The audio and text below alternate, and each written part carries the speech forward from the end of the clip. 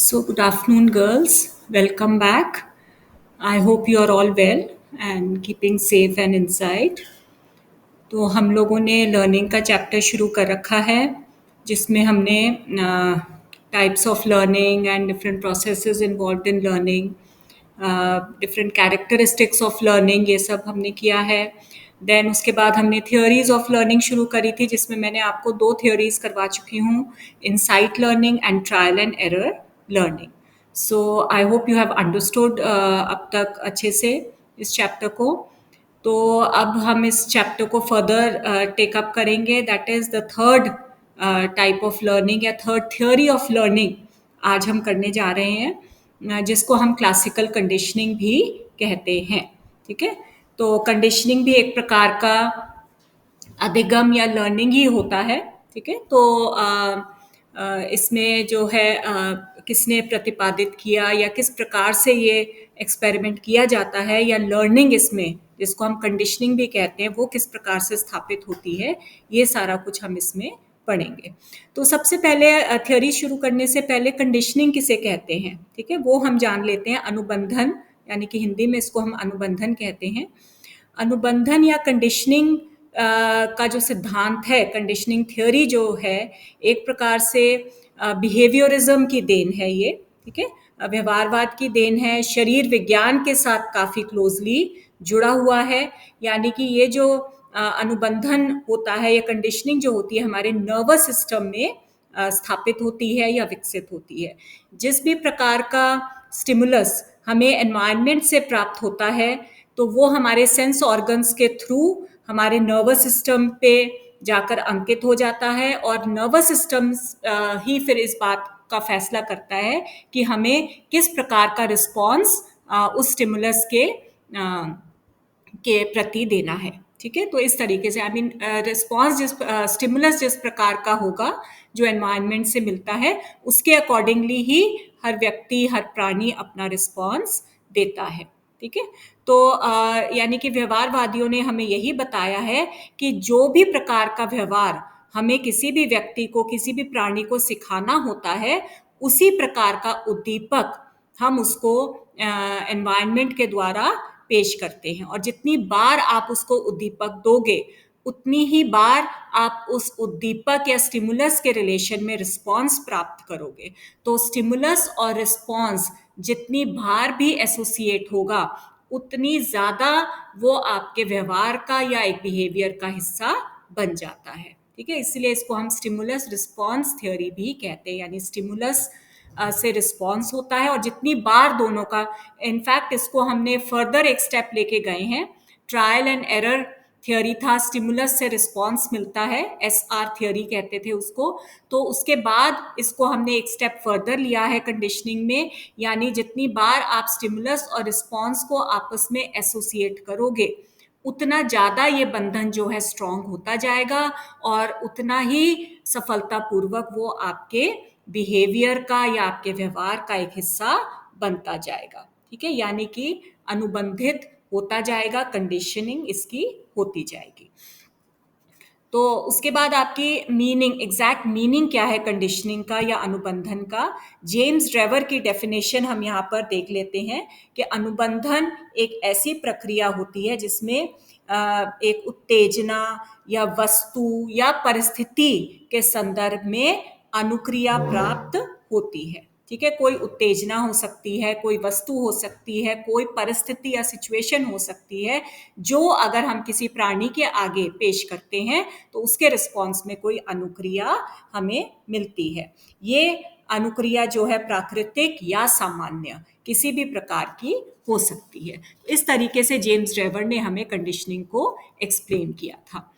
तो अब हम एग्जैक्ट इसकी एक्सपेरिमेंट या थ्योरी की तरफ आते हैं, जिसको हम पावलोव्स क्लासिकल कंडीशनिंग थ्योरी के नाम से भी जानते हैं. और वो इसलिए क्योंकि इस सिद्धांत का प्रतिपादन पावलोव ने किया था 1904 में. पावलोव जो है एक रशियन फिजिकल साइंटिस्ट हैं, शरीर विज्ञान शास्त्री रहे हैं, रशियन.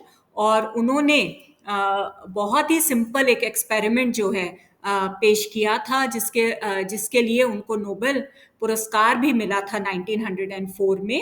और किस तरीके से उन्होंने स्टिमुलस के साथ रिस्पॉन्स की जो क्रिया है वो इस्टेब्लिश करी थी, वो एसोसिएट करी थी, इस चीज़ को उन्होंने एक्सप्लेन किया है। ठीक है, तो उनके इस सिद्धांत के अनुसार कोई भी नेचुरल स्टिमुलस अगर हम किसी प्राणी को देते हैं और उसके साथ साथ कोई आर्टिफिशियल या कृत्रिम स्टिमुलस हम उसको जोड़ देते हैं, तो कुछ समय के बाद एक ऐसा समय आएगा, कुछ ट्रायल्स के बाद एक ऐसा समय आएगा जब हमारा आर्टिफिशियल स्टिमुलस सेम वही अनुक्रिया पैदा करता है जो हमारा नेचुरल स्टिमुलस करता था। ठीक है, तो यानी कि इसको हम अगर बहुत ही सिंपल फॉर्म में अगर समझाना चाहें तो प्राकृतिक या नेचुरल स्टिमुलस जो है एक पर्टिकुलर रिस्पॉन्स या अनुक्रिया देता है। तो प्राकृतिक या नेचुरल स्टिमुलस को जब हम आर्टिफिशियल स्टिमुलस के साथ एसोसिएट कर देते हैं तो भी हमें वही रिस्पॉन्स मिलता है, परंतु कुछ समय के बाद जब हम नेचुरल स्टिमुलस को हटा देते हैं और सिर्फ आर्टिफिशियल स्टिमुलस ही प्राणी के आगे प्रस्तुत कर रहे हैं, तो वही सेम रिस्पॉन्स हमें उस प्राणी से मिलेगा जो आर्टिफिशियल स्टिमुलस के आधार पर मिलता था। ठीक है, तो इसको अगर हम प्रयोग के आधार पर अगर मैं समझाना चाहूँ, पैवलोव का जो बहुत ही फेमस एक्सपेरिमेंट है जो उन्होंने डॉग्स के ऊपर किया था, यहाँ आप एक चीज नोटिस करेंगे कि ज्यादातर जो लर्निंग के एक्सपेरिमेंट्स हुए हैं हमारे, वो एनिमल्स के ऊपर ही हुए हैं। इसकी भी एक वजह है, बिकॉज एनिमल्स को आप अपने हिसाब से किसी भी तरीके से ढाल सकते हो, ठीक है, जो कि ह्यूमंस के लिए या ह्यूमंस के साथ पॉसिबल नहीं होता। तो जितने भी हमारे प्रारंभिक एक्सपेरिमेंट्स होते हैं वो साइकोलॉजी में स्पेसिफिकली वो एनिमल्स के ऊपर होते हैं और किए जाते रहे हैं। तो पैवलोव का जो ये एक्सपेरिमेंट है क्लासिकल कंडीशनिंग का, ये डॉग्स के ऊपर किया गया था। उन्होंने अपने प्रयोग में एक कुत्ते का इस्तेमाल किया है। उस कुत्ते को या डॉग को उन्होंने एक ध्वनि रहित कमरे में रखा, ठीक है, एक ऐसा जो कि साउंड प्रूफ रूम था। और उसको प्रयोग करने से पहले डॉग की जो सलाइवा जो ग्लैंड थे, सलाइवरी ग्लैंड्स जिसको कहते हैं, लार ग्रंथियां, उनका इस प्रकार से ऑपरेशन करा गया कि लार को एक कंटेनर के अंदर एकत्रित किया जा सके। ठीक है, तो इस प्रकार से एक ऑपरेशन के जरिए एक कंटेनर जो है लार ग्रंथि के साथ या सलाइवरी ग्लैंड के साथ जोड़ दिया गया, तो जितना भी लार प्रस्तुत हो रहा था उस कुत्ते के मुंह में, वो उस कंटेनर के अंदर इकट्ठा हो रहा था या एकत्रित हो रहा था, और फिर उस जो भी एकत्रित लार था उसको एक इंस्ट्रूमेंट के द्वारा मेजर किया जा सकता था। ठीक है, तो इस प्रकार का उन्होंने एक एपरेटस बनाया। तो प्रयोग का आरंभ किस प्रकार से किया गया? एक भूखे डॉग को, एक भूखे कुत्ते को एक ध्वनि रहित या साउंड प्रूफ रूम में बंद कर दिया जाता है। ठीक है, और उसके बाद कुत्ते के सामने भोजन रखा जाता है, भोजन जो भी उसका मनपसंद भोजन है वो रखा जाता है, और साथ ही साथ एक मतलब एक बहुत ही तेज या तीव्र घंटी की आवाज जो है वो प्रस्तुत की जाती है। ठीक है, तो भूखा कुत्ता है, भोजन को देखते ही उसके मुंह में सलाइवा या लार आ जाता है, ठीक है, जो कि एक कंटेनर में एकत्रित हो गया। तो उसके बाद वो भोजन को खा लेता है और अपनी भूख सेटिस्फाई कर लेता है। ये एक ट्रायल था। तो इस प्रकार से अनेक ट्रायल्स किए गए। यहाँ पर ये ध्यान रखें, जो ट्रायल्स थे वो एक इंटरवल के या एक गैप के साथ करने चाहिए, ताकि वो भूख जो है कुत्ते की वो बढ़ जाए। ठीक है, यहाँ पर अभिप्रेरणा या मोटिवेशन क्या है? हंगर, भूख है।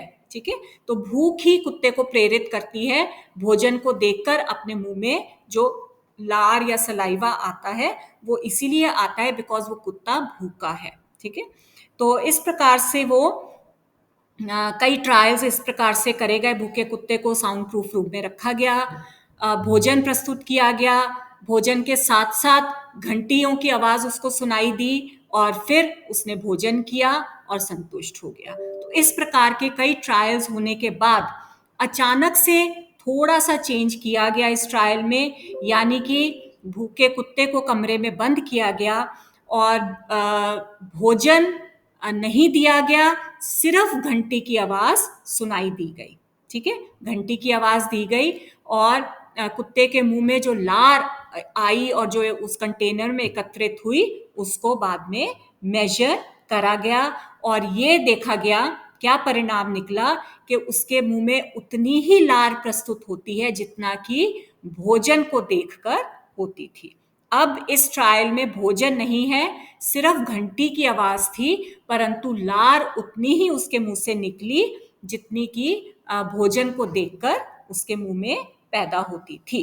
ठीक है, तो यहां पर हमने क्या देखा, क्या क्या एलिमेंट्स या तत्व हमारे सामने आए। सबसे पहला जो मतलब यहाँ पर 3 प्रोसेस हुए हैं। ठीक है, इस प्रैक्टिकल में 3 प्रोसेस हैं। पहला प्रोसेस है बिफोर कंडीशनिंग, यानी कि अनुबंधन से पहले की स्थिति। वो क्या है, कुत्ते को कंडीशनड स्टिमुलस दिया गया। कंडीशनड स्टिमुलस क्या है, ये आपका नेचुरल या प्राकृतिक उद्दीपक है जो भोजन है।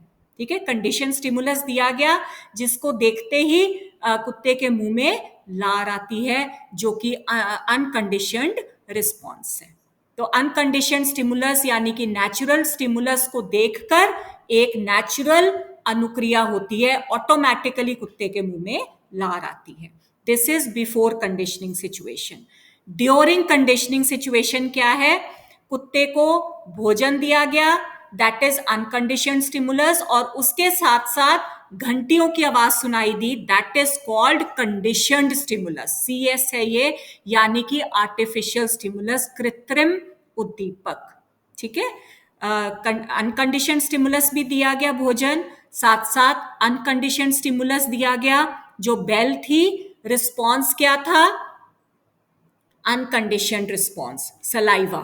ठीक है, क्योंकि भोजन है वहां पर, भोजन, बेल, रिस्पॉन्स क्या था, सलाइवा। पहले भोजन के साथ भी रिस्पॉन्स सलाइवा था, फिर भोजन प्लस बेल के साथ भी रिस्पॉन्स क्या था, सलाइवा। ठीक है, तो ये अब कई ट्रायल्स तक ये जो कंडीशनिंग की जो सिचुएशन है ये करी गई, और फिर आपकी थर्ड सिचुएशन आती है आफ्टर कंडीशनिंग, यानी कि सिर्फ आपको बेल दी गई, यानी कि कंडीशन स्टिमुलस, और उसके साथ रिस्पॉन्स जो था वो था कंडीशनड रिस्पॉन्स, लर्नड रिस्पॉन्स है वो। ठीक है, अल्टीमेटली रिस्पॉन्स क्या हुआ है, सेम सलाइवा, बट नाउ क्योंकि वो सलाइवा बेल की आवाज से हो रहा है, तो अब हम उस सलाइविंग जो सलाइवरी रिस्पॉन्स है उसको हम कंडीशनड रिस्पॉन्स कहते हैं, अनुबंधित रिस्पॉन्स, एसोसिएटेड रिस्पॉन्स। ठीक है, यानी कि जब भोजन के साथ बेल को एसोसिएट किया गया तो कुत्ता जो है बेल को उसने भोजन के साथ या भोजन को बेल के साथ एसोसिएशन कर लिया। फिर काफी ट्रायल्स के बाद वो लर्न कर लिया कि भोजन बेल एक साथ होता है ये सारा। फिर अचानक से एक ऐसा ट्रायल दिया गया जिसमें सिर्फ बेल दी गई, कोई भोजन नहीं, कुत्ते के मुंह में उतनी ही लार मेजर करी गई जितना भोजन को देखकर करी गई थी। ठीक है, तो यानी कि क्या निष्कर्ष निकला इस एक्सपेरिमेंट का, इसको हम अनुबंधन या कंडीशनिंग कहते हैं, एसोसिएशन या संबंध कहते हैं। ये आपका एसोसिएशन हुआ है। इसी प्रकार से जो ये पैवलोव का जो एक्सपेरिमेंट था, इसी प्रकार का एक एक्सपेरिमेंट वॉटसन ने किया था ह्यूमन बेबी के ऊपर। ठीक है, एक 12 महीने के बच्चे के ऊपर एक एक्सपेरिमेंट किया था जिसमें कि बच्चे को खेलने के लिए खरगोश दिया गया। This is before conditioning. ठीक है, बच्चा जो है 12 महीने का, 1 साल का बच्चा है, उसको एक छोटा सा खरगोश उसको खेलने के लिए दिया जाता है। बच्चा जो है खरगोश को देखकर बहुत खुश होता है, हंसता है, खिलखिलाता है। यहाँ पर क्या है, खरगोश क्या है आपका, अनकंडीशनड स्टिमुलस। ठीक है, नेचुरल स्टिमुलस है जिसको देखकर अनकंडीशनड रिस्पॉन्स आता है कि बच्चे के मुंह में, चेहरे पर खुशी आ रही है, बच्चा हंस रहा है, खरगोश के साथ खेल रहा है। अब आपका ड्यूरिंग कंडीशनिंग का उन्होंने सिचुएशन प्रस्तुत करी, यानी कि जैसे ही बच्चा जो है खरगोश के साथ खेलने के लिए जाता है, बहुत ही तेज जोरदार आवाज प्रस्तुत करी जाती है। ठीक है, इतनी तेज आवाज जिससे कि कोई भी व्यक्ति डर सकता है। बच्चा जैसे ही खरगोश के पास जाता है, आवाज आती है, बच्चा डर जाता है। जैसे ही बच्चा खरगोश के पास गया, आवाज आई, बच्चा डर गया। ठीक है, यहाँ पर अब क्या है आपका, खरगोश क्या था, अनकंडीशनड स्टिमुलस। तेज जोरदार आवाज क्या है, कंडीशनड स्टिमुलस, यानी कि आपका आर्टिफिशियल स्टिमुलस है। और रिस्पॉन्स क्या है बच्चे का, डर। ठीक है, यानी कि उसका कंडीशनड यानी कि अनकंडीशनड रिस्पॉन्स है डर।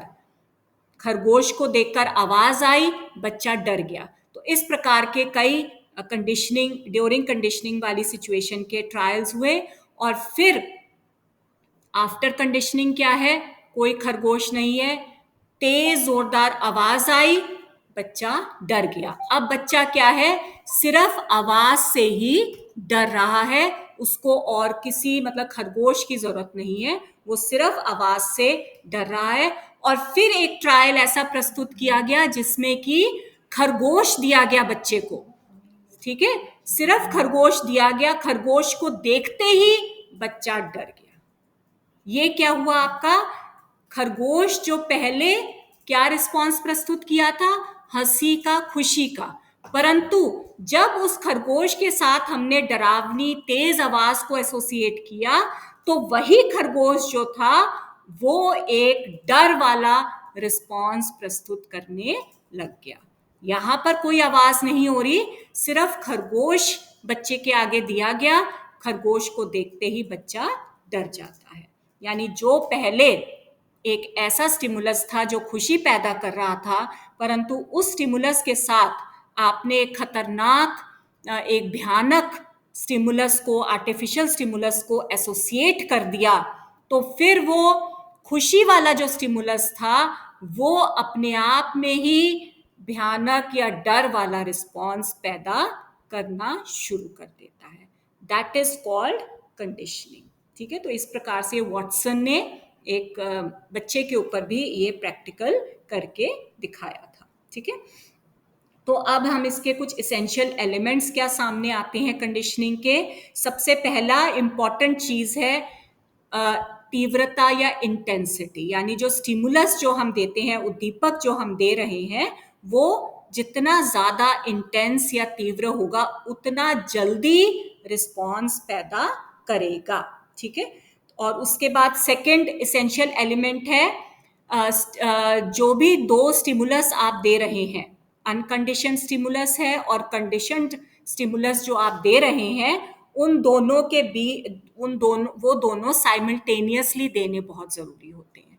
यानी पावलोव के केस में भोजन और घंटी की आवाज साइमल्टेनियसली, ये नहीं कि भोजन दे दिया उसके 10 मिनट बाद घंटी बज रही है, तो घंटी जो है उसके लिए कोई मायने नहीं रखती है। हाँ, घंटी को सुनकर वो रिएक्ट जरूर करेगा, ठीक है, एकदम से घबरा जाएगा या जो भी है, कुछ भी रिएक्शन देगा, परंतु सलाइवा प्रस्तुत नहीं होगा। यहाँ पर हमारी सलाइवा की बात हो रही है। ठीक है, जो एक्चुअल रिस्पॉन्स है, कंडीशनड रिस्पॉन्स, अनकंडीशनड रिस्पॉन्स है भोजन का, वो प्रस्तुत नहीं होगा घंटी की आवाज से अगर साइमल्टेनियसली नहीं दिया गया। इसी प्रकार से वॉटसन का जो प्रयोग था कि खरगोश और तेज भयानक आवाज से हमने डर पैदा किया, अगर वो खरगोश और वो भयानक आवाज में गैप है, तो उस भयानक आवाज के साथ खरगोश को बच्चा कभी एसोसिएट नहीं करेगा। ठीक है, वो भयानक आवाज अपने आप में डर पैदा कर सकती है, परंतु खरगोश के साथ वो कंडीशन नहीं होगी, एसोसिएट नहीं होगी। तो ये बहुत जरूरी होता है कि हमने जो भी हम दो स्टिमुलस दे रहे हैं, अनकंडीशनड और कंडीशनड, दोनों साइमल्टेनियस होने चाहिए, दोनों का एक साथ होना बहुत जरूरी है। थर्ड इसेंशियल एलिमेंट यहाँ पर है विलोप या एक्सटिंक्शन का। ये भी बहुत जरूरी होता है। इसका मतलब क्या है कि अगर आप अनकंडीशनड स्टिमुलस यानी भोजन और घंटी एसोसिएट कर दी, और फिर आपने एक ऐसा ट्रायल दिया जिसमें भोजन नहीं है, सिर्फ घंटी है, ठीक है, तो लार या सलाइवा पैदा हुआ। उसके बाद आपने फिर एक और ट्रायल दिया जिसमें सिर्फ घंटी है, भोजन नहीं है, लार आपने मेजर किया। फिर ऐसा एक और ट्रायल है। अब आप ये देखोगे कि जैसे जैसे ट्रायल बढ़ रहे हैं, बिना भोजन के सिर्फ घंटी की आवाज हो रही है, वैसे वैसे कुत्ते के मुंह में जो लार की जो क्वांटिटी है वो कम होती जाएगी, और एक समय ऐसा आएगा बिना भोजन की उपस्थिति में सिर्फ घंटी की ही आप कई ट्रायल्स लेते जाएंगे तो लार जो है वो टोटली एक्सटिंक्ट हो जाएगी, खत्म हो जाएगी। यानी कि जो एसोसिएशन स्थापित हुआ था भोजन और घंटी का, वो विलोप हो जाता है, खत्म हो जाता है। ठीक है, तो आपको ये भी ट्रायल्स उस हिसाब से करने चाहिए। परंतु उसके बाद एक और एलिमेंट इसमें है जिसको कहते हैं स्पॉन्टेनियस रिकवरी। स्पॉन्टेनियस रिकवरी या तत्काल पुनर्स्थापना, इसका क्या मतलब है कि जब हमने विलोप हो गया, यानी सिर्फ घंटी की ट्रायल्स बढ़ती गई तो कुत्ते के मुंह में लार जो है वो खत्म हो जाती है, और फिर आप एक ऐसा ट्रायल बीच में कर देते हैं जिसमें कि घंटी के साथ फिर भोजन दे दिया, तो फिर एकदम से कुत्ते के मुंह में लार आ गई, और नेक्स्ट ट्रायल में भोजन नहीं भी दिया, दोबारा आप उतनी ही लार कुत्ते के मुंह में मेजर करोगे। तो that is called spontaneous recovery. एकदम से आपका वो एसोसिएशन जो था वो स्थापित हो जाता है। ठीक है, अवरोध या inhibition, this is also very important. यानी कि कोई और एनवायरनमेंट में किसी भी और प्रकार का कोई उद्दीपक या बाधा उत्पन्न करने वाली चीज नहीं होनी चाहिए। तभी हमने ये मेंशन किया है कि पावलोव ने अपने कुत्ते को एक ध्वनि रहित या साउंड प्रूफ रूम में रखा था, ताकि उसको सिर्फ वो घंटी की आवाज सुनाई दे, बाकी कोई और साउंड्स जो हैं, जो वातावरण में नेचुरल साउंड्स होती हैं, वो ना आए। ठीक है, भोजन के साथ सिर्फ वो घंटी की आवाज ही उसको सुनाई देनी बहुत जरूरी होती है। ठीक है, अवरोध, तो ये बहुत इंपॉर्टेंट होता है। देन जनरलाइजेशन या सामान्यकरण भी हमें काफी ज्यादा देखा गया है। यानी कि सिमिलर जो चीजें होती हैं। ठीक है, अब हमने जैसे वॉटसन का जो प्रयोग किया था जिसमें कि बच्चा जो है खरगोश से डरने लग जाता है, अब उस खरगोश की जगह कुत्ते सॉरी बेबी को एक रुई का गोला दिया, ठीक है, कॉटन बॉल दी गई, उससे भी बच्चा जो है वो डर जाता है। दैट इज कॉल्ड जनरलाइजेशन, कि सिमिलर जो सिचुएशन है या सिमिलर स्टिमुलस से भी हम अपने उसी प्रकार के रिस्पॉन्स को एसोसिएट कर लेते हैं। ठीक है, दैट इज कॉल्ड जनरलाइजेशन। इसी प्रकार से आयु या एज बहुत मैटर करती है। नॉर्मली ये देखा गया है कि वयस्कों के या एडल्ट्स के कंपैरिजन में बच्चे जो होते हैं वो ज्यादा इजीली कंडीशनिंग के द्वारा लर्न करते हैं या अधिगम करते हैं। मेंटल हेल्थ या हैप्पीनेस भी बहुत ज़रूरी होती है। That is also another essential element इसमें, कि अगर आप मेंटली हेल्दी हैं, आप हैप्पी हैं, कोई डिप्रेशन या सैडनेस नहीं आपके अंदर, तो आप जल्दी लर्निंग करते हैं थ्रू कंडीशनिंग। प्रेरणा या मोटिवेशन होना बहुत ज़रूरी है। डॉग्स के केस में जैसे हमने देखा, उसको भूखा रखना, हंग्री। ठीक है, अगर वो भूखा नहीं होता तो वो भोजन के प्रति उसकी कोई फोकस या टेंशन नहीं होता, उसका कोई मतलब कि अट्रैक्शन नहीं होता भोजन के प्रति। तो मोटिवेशन होना बहुत जरूरी है। Repetition, that is also very important, पुनरावृत्ति जिसको कह रहे हैं। कोई भी अगर हमने अनुबंधन स्थापित करना है तो बहुत जरूरी है कि हम बार बार उसको करें। भोजन, घंटी, कई ट्रायल्स आप करेंगे तब जाके वो भोजन और घंटी के बीच का एसोसिएशन स्थापित होगा। या खरगोश और तेज आवाज, कई उसके रेपिटेशंस करने पड़ेंगे, सिर्फ एक ट्रायल से ये अनुबंधन स्थापित नहीं होगा। ठीक है, तो ये कुछ एक इम्पॉर्टेंट कैरेक्टरिस्टिक्स या एलिमेंट्स थे जो कि जरूरी होते हैं जब भी हम किसी भी प्रकार का कंडीशनिंग के द्वारा लर्निंग कराना चाहते हैं। ठीक है, इसकी कुछ प्रॉपर्टीज या कुछ विशेषताएं भी होती हैं कंडीशनिंग की। दैट इज, एक तो यानी कि जो भी आप रिस्पॉन्स पैदा करना चाहते हैं उसी के अकॉर्डिंग उद्दीपक होना चाहिए, है ना। यहाँ पर हमने सलाइवा प्रस्तुत करना है तो उसके लिए आप भोजन ही दोगे। सलाइवा प्रस्तुत करने के लिए आप डॉग को कोई खिलौना नहीं दे दोगे, ठीक है।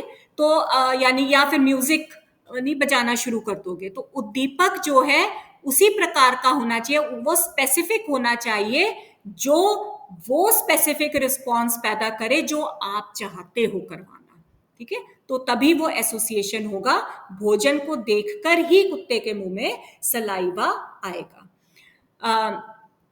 इस प्रकार की जो अनुबंधित जो क्रियाएं होती हैं या अनुक्रियाएं होती हैं वो काफी टेम्पररी होती हैं। जैसे अभी हमने देखा था कि अगर हम भोजन और घंटी को एसोसिएट करते रहेंगे और फिर खाली घंटी भी बजाते रहेंगे तो वो कुछ समय तक तो एसोसिएशन रहता है भोजन के साथ उस घंटी का, परंतु धीरे धीरे वो खत्म हो जाता है अगर आप दोबारा से उसको मतलब कि पुनर्स्थापित नहीं करते हो उसके माइंड में, दोबारा से बीच बीच में भोजन नहीं लाते हो। तो ये जरूरी होता है कि आपको कुछ एक ट्रायल्स के बाद अचानक से भोजन वाला ट्रायल भी कर देना चाहिए, फिर भोजन गायब कर देना चाहिए, फिर ले आओ 2-4 ट्रायल्स के बाद। उससे मतलब जिज्ञासा, क्यूरियोसिटी ये बनी रहती है, याद रहता है कि भोजन और घंटी के बीच में एसोसिएशन है, ठीक है। अगर आप डिसयूज कर देते हो इस एसोसिएशन को तो वो आपके अंदर से उस अनुक्रिया को समाप्त कर देता है जो हमने घंटी की आवाज से स्टैब्लिश करी थी। ओके। वयस्कों की अपेक्षा जैसे अभी मैंने आपको बताया बच्चों के ऊपर ज्यादा उपयोगी सिद्ध हुई है ये कंडीशनिंग का जो एक्सपेरिमेंट है। इसके एडवांटेजेस क्या हैं, इस थ्योरी के एजुकेशनल इम्प्लीकेशंस की अगर हम बात करें तो सबसे पहले तो बच्चों के ऊपर काफ़ी उपयोगी है।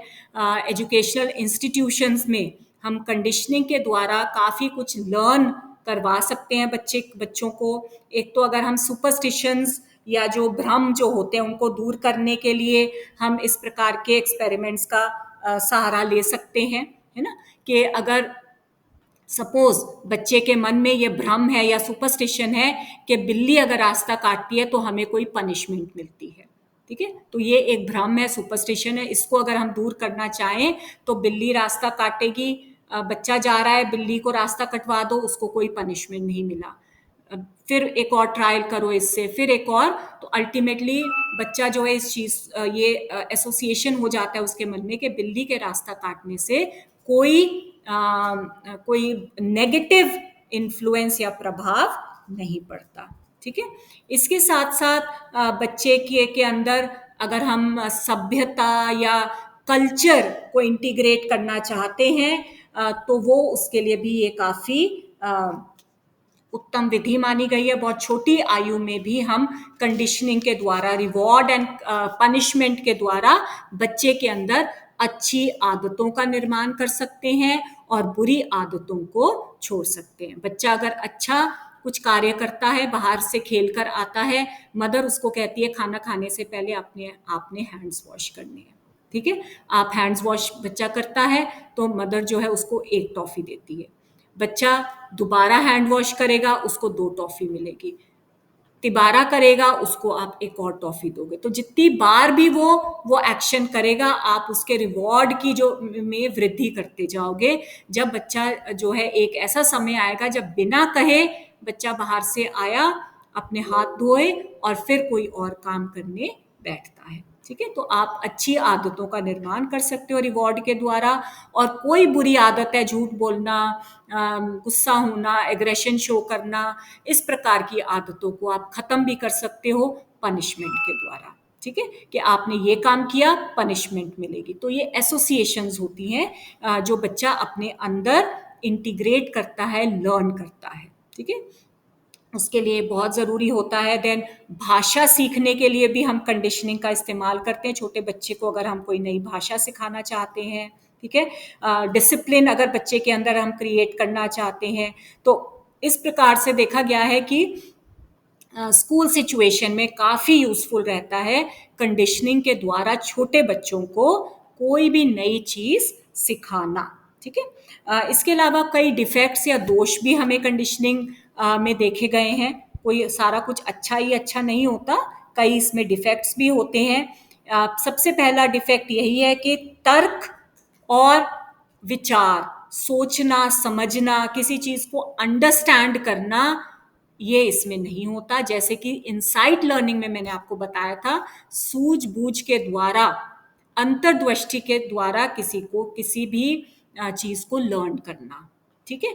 ये कंडीशनिंग में पॉसिबल नहीं है कि आप अपने तर्क का यूज़ करो या अपनी सूझ का या अपने उत्तम विचारों का यूज़ करके आप कोई चीज़ लर्न कर रहे हो। आप सिर्फ़ किस लिए लर्न कर रहे हो? बिकॉज़ वो कोई भी एक सिचुएशन या स्टिमुलस जो है अच्छी चीज़ के साथ या बुरी चीज़ के साथ जुड़ा हुआ है, तो उस ढंग से आप उसको लर्न करते हो, ठीक है?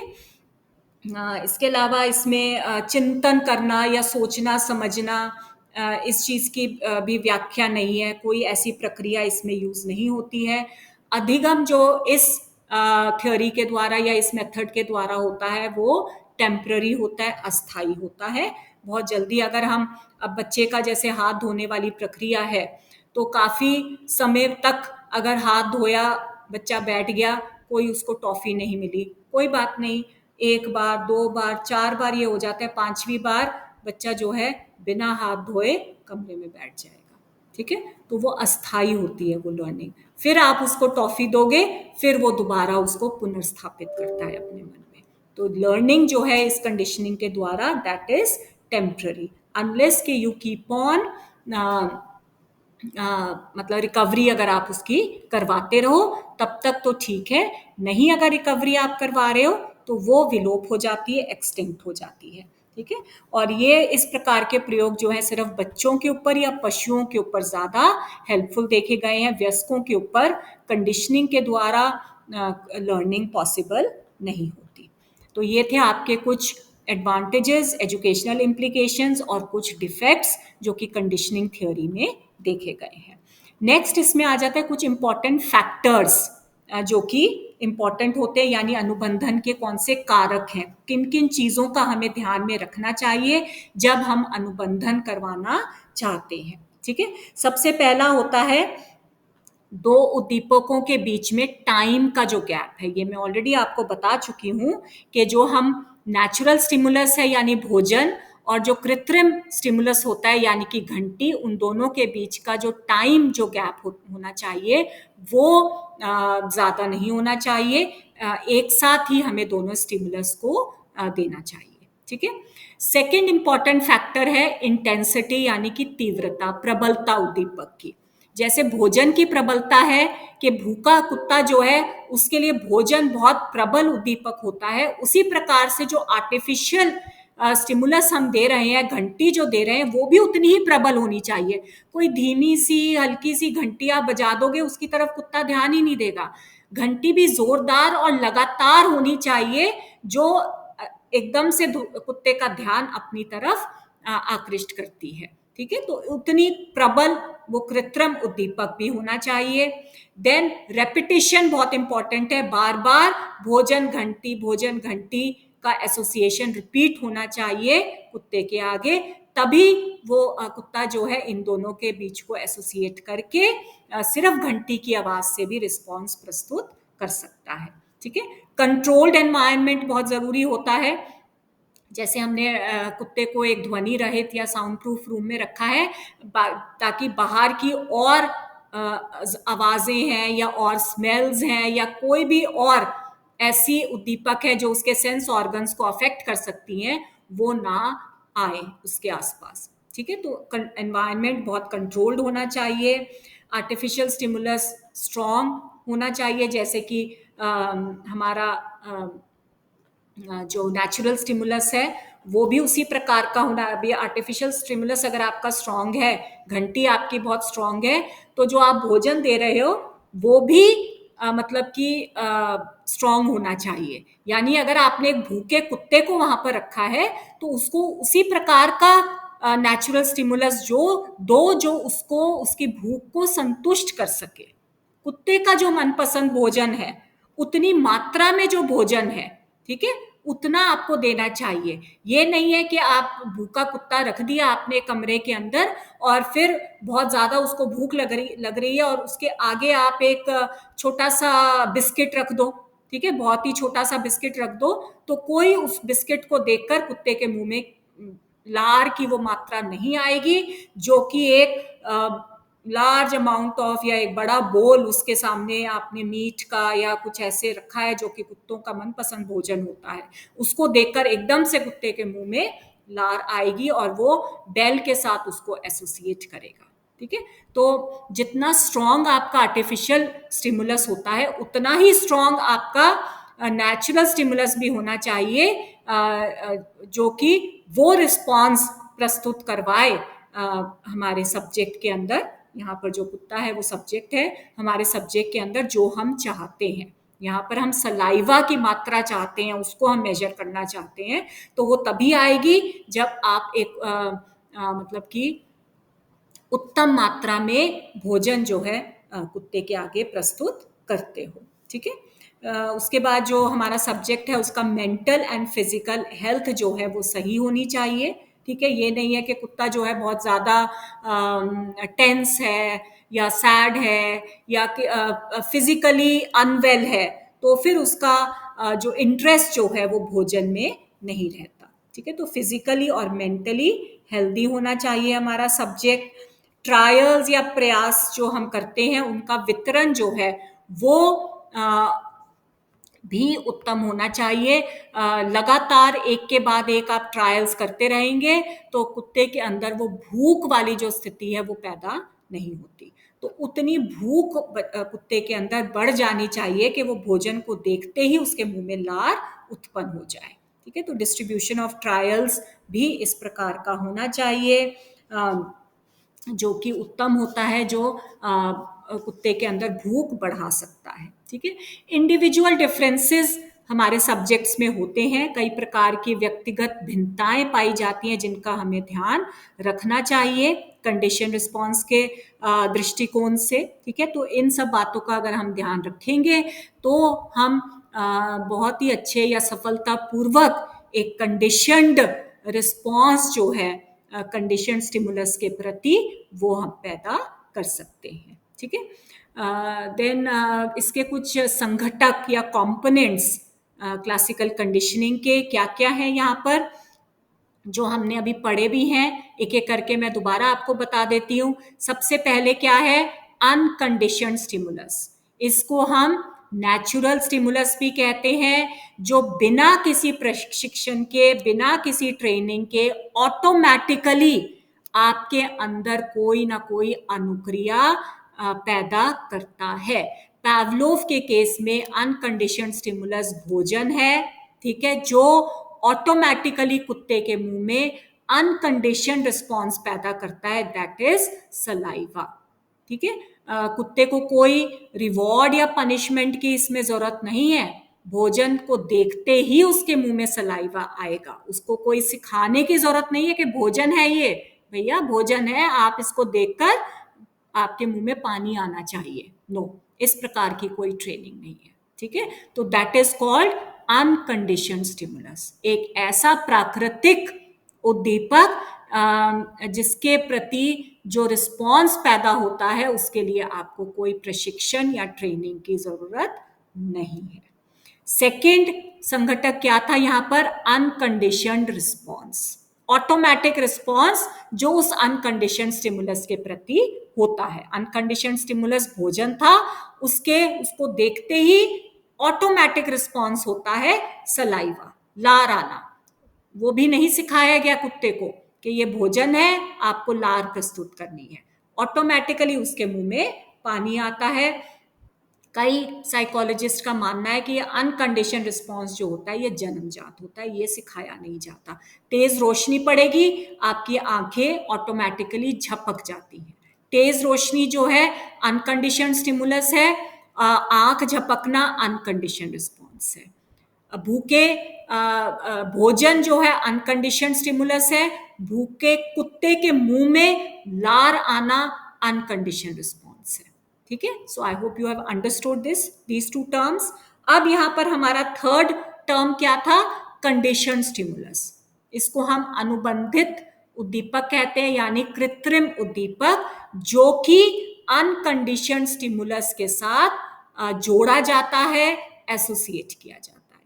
तो यहाँ पर कंडीशन स्टिमुलस क्या था, घंटी, तेज जोरदार घंटी, भोजन के साथ एसोसिएट किया उसको, कई ट्रायल्स हुए, उनको आपस में बांध देते हैं। सिर्फ घंटी जो है एक न्यूट्रल स्टिमुलस होता है, तटस्थ स्टिमुलस होता है, जो कोई ना कोई रिस्पॉन्स तो प्रस्तुत करता है ना। घंटी एकदम बजती है, हम चौंक जाते हैं, तो वो कोई ना कोई रिस्पॉन्स प्रस्तुत कर रहा है, परंतु वो रिस्पॉन्स प्रस्तुत नहीं करता जो हम चाहते हैं, सलाइवा। अब कोई कुत्ते को कोई भोजन और इसका कोई एसोसिएशन नहीं किया गया, एक कुत्ते को एक कमरे में बांध रखा है, बेचारा वहां बंधा हुआ है और घंटियां वहां बज रही हैं, कुत्ते के मुंह में कोई सलाइवा नहीं देखोगे आप, ठीक है, तो तब ये न्यूट्रल स्टिमुलस कहलाता है।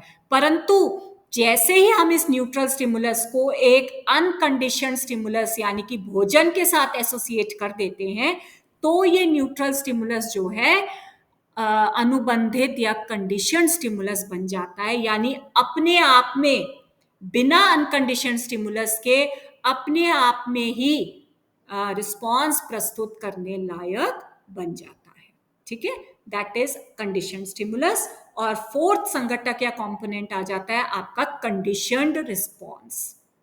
रिस्पॉन्स वही है लार, परंतु यहां पर हम इसको कंडीशन रिस्पॉन्स क्यों कहेंगे, क्योंकि ये लार जो है ये कंडीशन स्टिमुलस के द्वारा पैदा हुई है।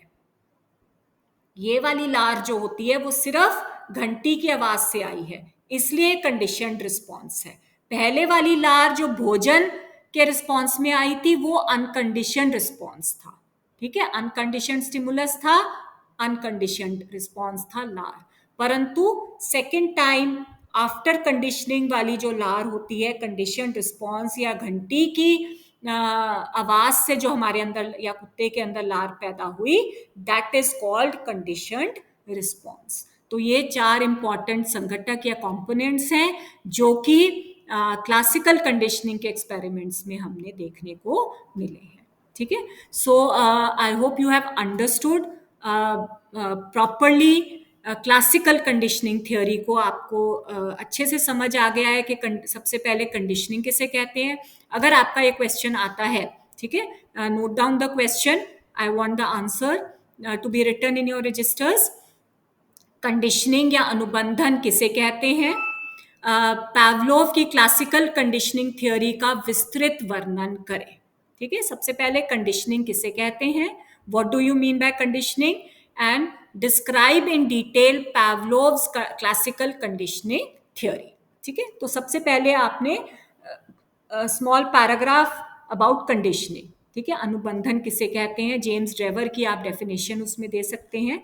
उसके बाद आप पावलोव की कंडीशनिंग थ्योरी को एक्सप्लेन करोगे, उसने कौन सा, जो पावलोव का जो डॉग वाला एक्सपेरिमेंट को आप एक्सप्लेन करोगे।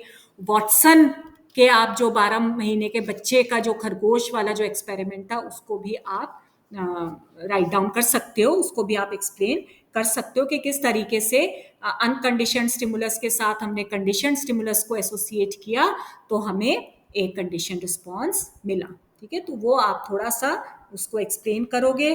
उसके बाद कुछ इंपॉर्टेंट एलिमेंट्स जो ज़रूरी होते हैं अगर हमने अपनी कंडीशनिंग को फेवरेबल बनाना है या सफल बनाना है, तो किस किस प्रकार के एलिमेंट्स हमने इसमें डालने हैं वो आप पॉइंट वाइज थोड़े से एक्सप्लेन कर दोगे।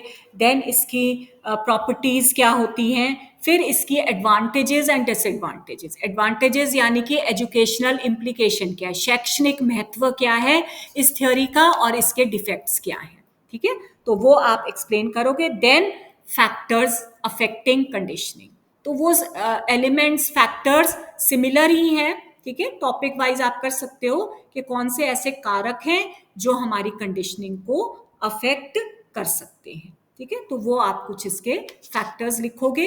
And then you can explain the important components. ये चार जो कंपोनेंट्स मैंने आपको एक्सप्लेन करे हैं, uncondition stimulus, then comes uncondition response, condition stimulus and condition response. These 4 components you can discuss, ठीक है। तो ये आपका this finishes with your theories. तो आपकी मैंने 3 थ्योरीज आपको कराई हैं, insight theory, trial and error theory and classical conditioning theory. तो कोई भी एक थ्योरी जो है आपके एग्जाम में आ सकती है। So I hope you have understood this. अगर आपको कोई अभी भी कोई डाउट है तो हमारी जो कल ऑनलाइन क्लास हम लेंगे तो please prepare your doubts and come in the class and we can discuss that. So thank you so much, girls.